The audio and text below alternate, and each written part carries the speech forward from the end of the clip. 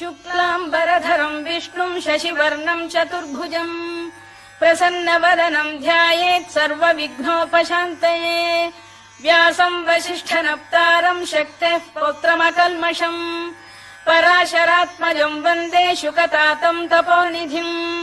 व्यासाय विष्णुरूपाय व्यासरूपाय विष्णवे नमो वै ब्रह्मनिधये वासिष्ठाय नमो नमः अविकाराय शुद्धाय नित्याय परमात्मने सदैकरूपरूपाय विष्णवे सर्वजिष्णवे यस्य स्मरणमात्रेण जन्म संसारबन्धनात् विमुच्यते नमस्तस्मै विष्णवे प्रभविष्णवे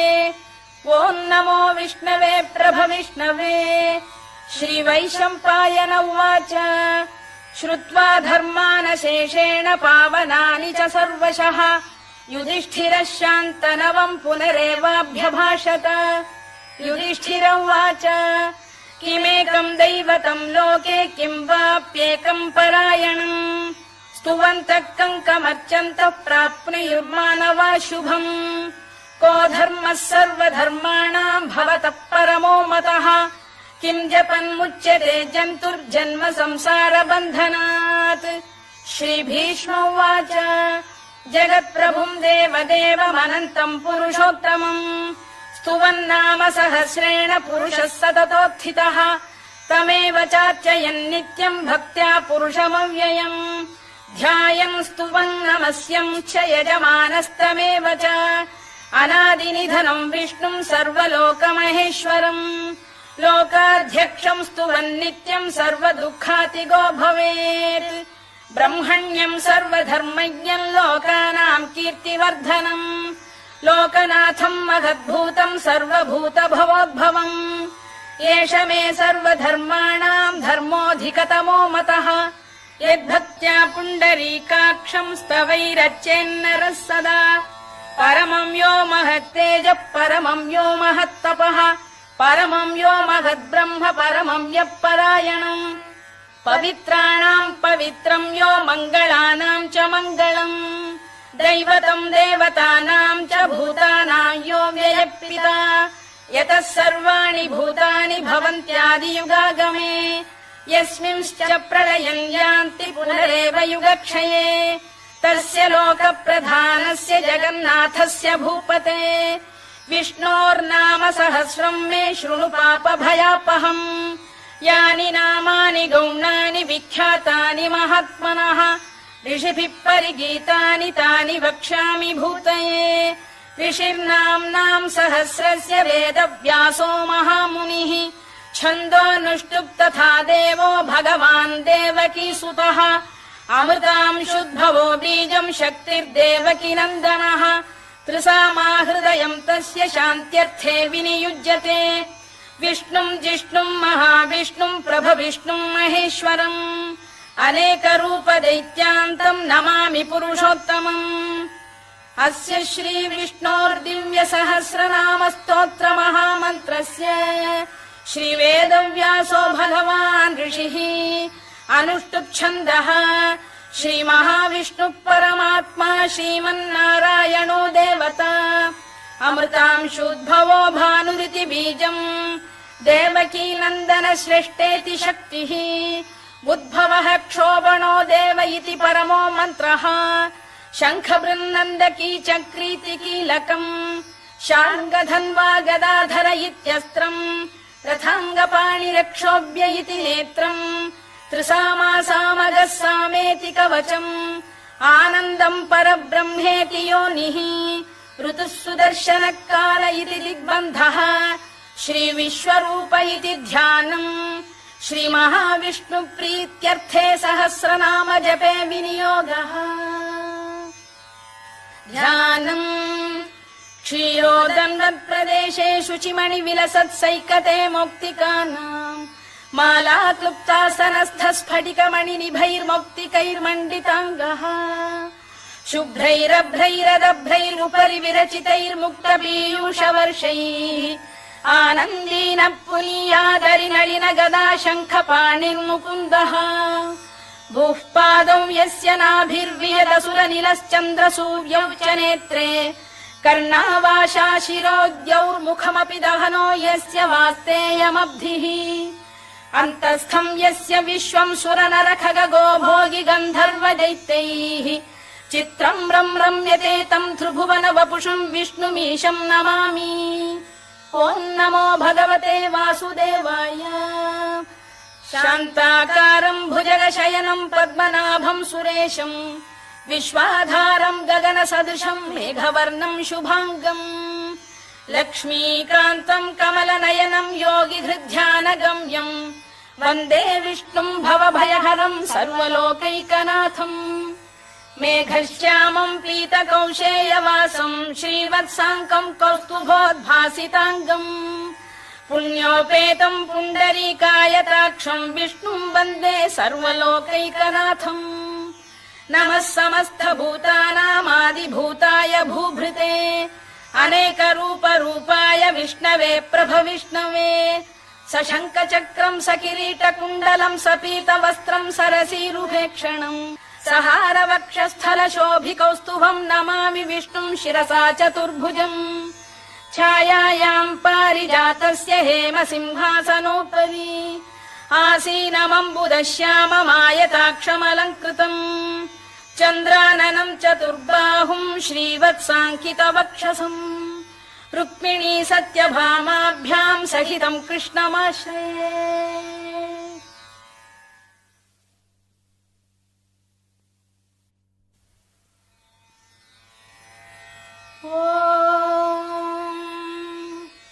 विश्वम् विष्णुर्वषत्कारो भूतभव्य भवत्प्रभुः भूतकृद्भूतभृद्भावो भूतात्मा भूतभावनः भूतात्मा परमात्मा च मुक्तानाम् परमागतिः अव्ययः पुरुषः साक्षी क्षेत्रज्ञोऽक्षर एव च योगो योगविदाम् नेता प्रधानपुरुषेश्वरः नारसिंहवपुः श्रीमान् केशवः पुरुषोत्तमः सर्वः शर्वः शिवस्थाणुर्भूतादिर्निधिरव्ययः सम्भवो भावनो भर्ता प्रभवः प्रभुरीश्वरः स्वयम्भूः शम्भुरादित्यः पुष्कराक्षो महास्वनः अनादिनिधनो धाता विधाता धातुरुत्तमः अप्रमेयो ऋषिकेशः पद्मनाभोऽमरप्रभुः विश्वकर्मा मनुस्पष्टा स्थविष्ठस्थविरो ध्रुवः अग्राह्यः शाश्वतः कृष्णो लोहिताक्षप्रदर्दनः प्रभूतस्त्रिककुब्धाम पवित्रम् मङ्गलम् परम् ईशानः प्राणदः प्राणो ज्येष्ठः श्रेष्ठः प्रजापतिः हिरण्यगर्भो भूगर्भो माधवो मधुसूदनः ईश्वरो विक्रमी धन्वी मेधावी विक्रमक्रमः अनुत्तमो दुराधर्ष्य कृतज्ञः कृतिरात्मवान् सुरेशः शरणम् शर्म विश्वरेता प्रजाभवः अधः संवत्सरो व्याल प्रत्ययः सर्वदर्शनः अजः सर्वेश्वरः सिद्धः सिद्धिः सर्वादिरच्युतः वृषाकपिरमेयात्मा सर्वयोगविनिसृतः वसुर्वसुमनः सत्यः समात्मा संमितः समः अमोघः पुण्डरीकाक्षो वृषकर्मा वृषाकृतिः रुद्रो बहुशिरा बभ्रुर्विश्वयोनिः शुचिश्रवाः अमृतः शाश्वतस्थाणुर्वरारोहो महातपाः सर्वगः सर्वविद्भानुर्विश्वक्सेनो जनार्दनः वेदो वेदविदव्यङ्गो वेदाङ्गो वेदवित्कविः लोकाध्यक्षः सुराध्यक्षो धर्माध्यक्षः कृताकृतः चतुरात्मा चतुर्व्यूहश्चतुर्दंष्टश्चतुर्भुजः भ्राजिष्णुर्भोजनम् भोक्ता सहिष्णुर्जगदादिजः अनघो विजयो जेता विश्वयोनिः पुनर्वसुः उपेन्द्रो वामनः प्रांशुरमोघः शुचिरूर्जितः अतीन्द्रः सङ्ग्रहः सर्गो धृतात्मा नियमो यमः वेद्यो वैद्यः सदा योगी वीरः माधवो मधुः अतीन्द्रियो महामायो महोत्साहो महाबलः महाबुद्धिर्महावीर्यो महाशक्तिर्महाद्युतिः अनिर्देश्य वपुः श्रीमान् अमे आत्मा महादृधृत् महेश्वासो महीभर्ता श्रीनिवासः सताङ्गतिः अनिरुद्धः सुरानन्दो गोविन्दो गोविदाम्पतिः मरीचिर्दमनो हंसः सुपर्णो भुजगोत्तमः हिरण्यनाभः सुतपाः पद्मनाभः प्रजापतिः अमृत्युः सर्वदृक्सिंहः सन्धाता सन्धिमान् स्थिरः अजो दुर्मर्षणः शास्ता विश्रुतात्मा सुरारिभा गुरुर्गुरुतमो धाम सत्यः सत्यपराक्रमः निमिषो निमिषस्रग्वी वाचस्पतिरुदारधीः अग्रणीर्ग्रामणी श्रीमान् न्यायो नेता समीरणः सहस्रमूर्धा विश्वात्मा सहस्राक्षः सहस्रपात् आवर्तनो निवृत्तात्मा संवृतः सम्प्रमर्दनः अधः संवर्तको भङ्गिरनिलो धरणीधरः सुप्रसाद प्रसन्नात्मा विश्वधृक् विश्वभुग्विभुः सत्कर्ता सत्कृतः साधुर्जह्नुर्नारायणो नरः असङ्ख्येयो प्रमेयात्मा विशिष्टः शिष्टकृच्छुचिः सिद्धार्थ सिद्ध सङ्कल्पः सिद्धिदः सिद्धिसाधनः वृषाही वृषभो विष्णुर्वृषपर्वा वृषोदरः वर्धनो वर्धमानश्च विविक्तः श्रुतिसागरः सुभुजो दुर्धरो वाग्मी महेन्द्रो वसुदो वसुः नैकरूपो बृहद्रूपः शिपिविष्टप्रकाशनः ओजस्तेजोऽब्जुदिधरः प्रकाशात्मा प्रतापनः वृद्धस्पष्टाक्षरो मन्त्रश्चन्द्रांशुर्भास्करद्युतिः अमृतांशुद्भवो भानुः शशबिन्दुः सुरेश्वरः औषधम् जगतः सेतुः सत्यधर्मपराक्रमः भूतभव्यभवन्नाथ पवनः पावनो नरः कामः कामकृत्कान्तः कामः कामप्रदप्रभुः युगादिकृद्युगावर्तो नैकमायो महाशनः अदृश्यो व्यक्तरूपश्च सहस्रजिदनन्तजित् इष्टो विशिष्टः शिष्टेष्टः शिखण्डी नघुषो वृषः क्रोधः क्रोधकृत्कर्ता विश्वबाहुर्महीधरः अच्युत प्रथित प्राण प्राणदो वासवानुजः अपाम् निधिरधिष्ठानमप्रमत्त प्रतिष्ठितः स्कन्द स्कन्दधरो धुर्यो वरदो वायुवाहनः वासुदेवो बृहद्भानुरादिदेवः पुरन्दरः अशोकस्तारणस्तारः शूरः शौरिर्जनेश्वरः अनुकूलः शतावर्तः पद्मी पद्मनिभेक्षणः पद्मनाभोरविन्दाक्षः पद्मगर्भः शरीरभृत् महर्धिर्वृद्धो वृद्धात्मा महाक्षो गरुडध्वजः अतुलः शरभो भीमः समयज्ञो हविर्हरिः सर्वलक्षणलक्षण्यो लक्ष्मीवान् समितिञ्जयः विक्षरो रोहितो मार्गो हेतुर्दामोदरः सः महीधरो महाभागो वेगवानमिताशनः उद्भवः क्षोभणो देवः श्रीगर्भः परमेश्वरः करणम् कारणम् कर्ता विकर्ता गहनो गुहः व्यवसायो व्यवस्थानः संस्थानस्थानदो ध्रुवः परधिः परमस्पष्टस्तुष्टः पुष्टः शुभेक्षणः रामो विरामो विरतो मार्गो नेयोनयोनयः वीरः शक्तिमताम् श्रेष्ठो धर्मो धर्मविदुत्तमः वैकुण्ठः पुरुष प्राण प्राणद प्रणवपृतुः हिरण्यगर्भः शत्रुघ्नो व्याप्तो वायुरधोक्षजः ऋतुः सुदर्शनकालः परमेष्ठी परिग्रहः उग्रः संवत्सरो दक्षो विश्रामो विश्वदक्षिणः विस्तारस्थावरस्थाणुः प्रमाणम् बीजमव्ययम् अर्थोऽनर्थो महाकोशो महाभोगो महाधनः अनिर्विण्णस्थविष्ठो भूर्धर्मयूपो महामखः नक्षत्रनेमिर्नक्षत्री क्षमः क्षामः समीहनः यज्ञयुज्यो महेद्यश्च क्रतुः सत्रम् सताम् गतिः सर्वदर्शी विमुक्तात्मा सर्वज्ञो ज्ञानमुत्तमम् सुव्रतः सुमुखः सूक्ष्मः सुघोषः सुखदः सुहृद् मनोहरोजितक्रोधो वीरबाहुर्विदारणः स्वापनः स्ववशो व्यापी नैकात्मा नैककर्मकृत् वत्सरो वत्सलो वत्सी रत्नगर्भोधनेश्वरः धर्मकृद्धर्मकृद्धर्मी सदसक्षरमक्षरम् अभिज्ञाता सहस्रांशुर्विधाता कृतलक्षणः गभस्तिनेमिः सत्तस्तः सिंहो भूतमहेश्वरः आदिदेवो महादेवो देवेशो देवभृद्गुरुः उत्तरो गोपतिर्गोप्ता ज्ञानगम्यः पुरातनः शरीरभूतभृद्भोक्ता कपीन्द्रो भूरि दक्षिणः सोमपो मृतपः सोमः पुरुजित् पुरुसत्तमः विनयो जयः सत्यसन्धो दाशार्हः सात्वताम् पतिः जीवो विनयिता साक्षी मुकुन्दोमित विक्रमः अम्भो निधिरनन्तात्मा महोदधिशयोऽन्तकः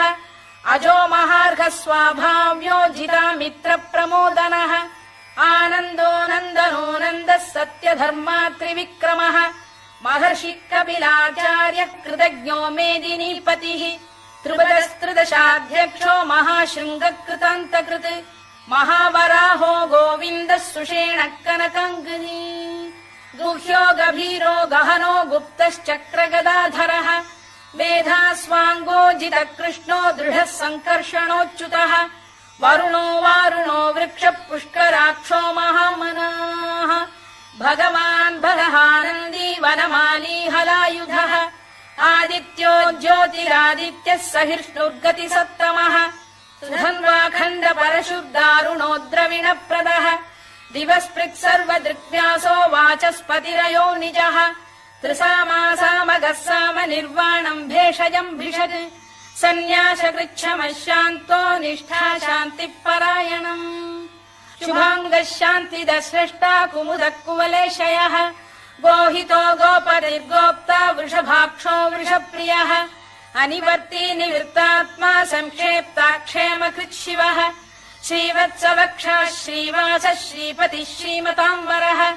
श्रीरः श्रीशः श्रीनिवासः श्रीनिधिः श्रीविभावनः श्रीधर श्रीकर श्रेयः श्रीमान् लोकत्रयाश्रयः स्वक्षः स्वङ्गः शतानन्दो नन्दिर्ज्योतिर्गणेश्वरः विजितात्मा विधेयात्मा सत्कीर्तिश्छिन्न संशयः उदीर्णः सर्वतश्चक्षुरनीशः शाश्वतः स्थिरः भूषयो भूषणो भूतिर्विशोकः शोकनाशनः अर्चिष्मानर्चितः कुम्भो विशुद्धात्मा विशोधनः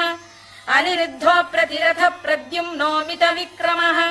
कालनेमिनिः वीरः शौरिः शूरजनेश्वरः त्रिलोकात्मा त्रिलोकेशः केशवः केशिहा हरिः कामदेवः कामपालः कामी कान्तकृतागमः अनिर्देश्य वपुर्विष्णुर्वीरोऽनन्तो धनञ्जयः ब्रह्मण्यो ब्रह्मकृद्ब्रह्मा ब्रह्म ब्रह्मविवर्धनः ब्रह्मविब्राह्मणो ब्रह्मी ब्रह्मज्ञो ब्राह्मणप्रियः महाक्रमो महाकर्मा महातेजा महोरगः महाक्रतुर्महायज्वा महायज्ञो महाहविः स्तव्यस्तव प्रियस्तोत्रम् स्तुतिस्तोतारणप्रियः पूर्णः पूरयिता पुण्यः पुण्यकीर्तिरनामयः मनोजवस्तीर्थकरो वसुरेता वसुप्रदः वसुप्रदो वासुदेवो वसुर्वसुमनाहविः सद्गतिः सत्कृतिः सत्ता सद्भूतिः सत्परायणः शूरसेनो यदुश्रेष्ठः सन्निवासः सुयामुनः भूतावासो वासुदेवः सर्वासु निलयो नलः दर्पः दर्पदो दृप्तो दुर्धरोऽथापराजितः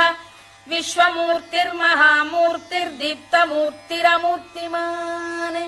अनेकमूर्तिरव्यक्तः शतमूर्तिः शताननः एकोनैकः स वक्र किम् यत्तत्पदमनुत्तमम्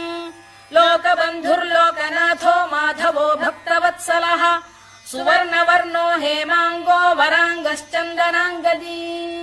वीरः विषमः शून्यो घृता शीरचरश्चलः अमानी मानदो मान्यो लोकस्वामी त्रिलोकधृत्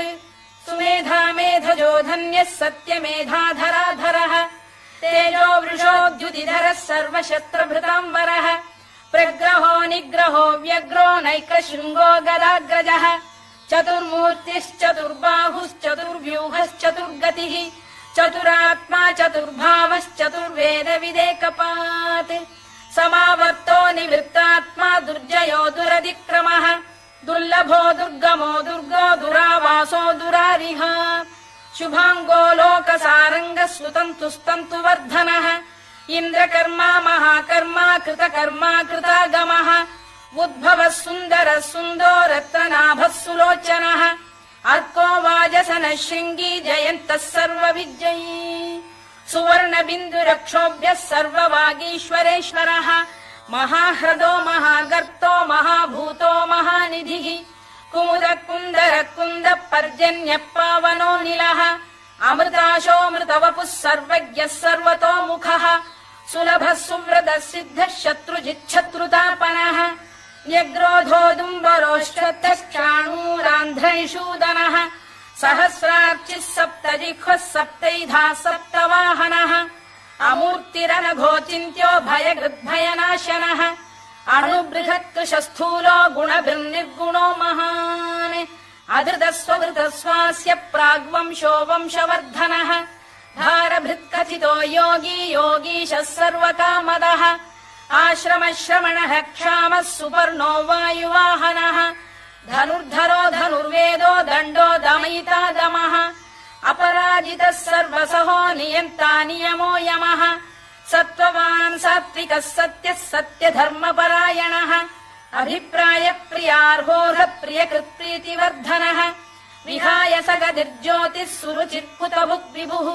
रविर्विरोचनः सूर्यः सवितारविलोचनः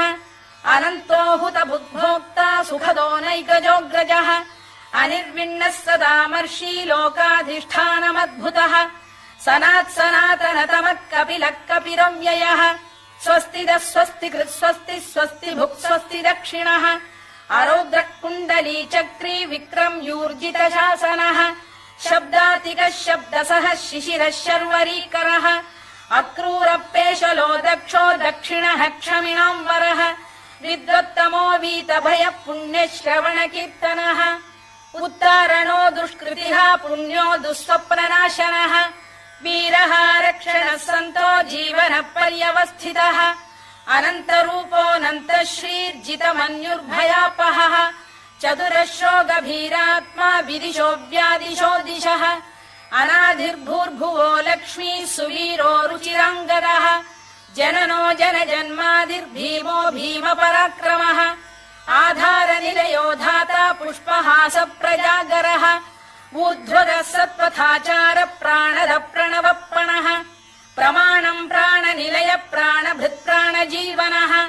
तत्त्वम् तत्त्वविदेकात्मा जन्म मृत्युजरातिगः भूर्भुवः स्वस्तरुस्तारः सविता प्रपितामहः यज्ञो यज्ञपतिर्यज्वा यज्ञाङ्गो यज्ञवाहनः यज्ञभृद्यज्ञकृद्यज्ञी यज्ञभुग्यज्ञसाधनः यज्ञान्तकृद्यज्ञगुह्यमन्नमन्नाद एव च आत्मयोनिः स्वयम् जातो वैखानः सामगायनः देवकीनन्दनः स्रष्टा क्षितीशः पापनाशनः शङ्खबृन्नन्दकी चक्री शार्ङ्गधन्वा गदाधरः